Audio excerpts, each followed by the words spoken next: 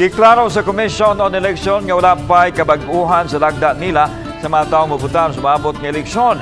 Kini mahitungod sa isyu kung adunay COVID symptom ang botante nga tugutan ra gihapon nga makabutar. Ugaling adunay body temperature nga 37.5 pataas ibutang lang kini sa isolation polling place ug ang COMELEC personnel na ang mukuha sa baluta ug dadon sa isolation polling place o IPP ug didto sila mobutar. Inighuman og butar papaulion ra usab dayon. Una nang misugyot ang DOH Manila nga ipa-coordinate sa mga LGU ang mga symptomatic voters. Giklaro hinoon ni Dr. Mary Jean Luriche, ang Chief Pathologist sa DOH-7, nga rekomendasyon lang kini o usa ka shared responsibility ang pag-discourage sa mga taong dunay gipamati sa lawas sa pagpundo lang una sa balay. Hinoon anaa sa botante ang katapusang desisyon. Kay balo ka nga lain nimong paminaw.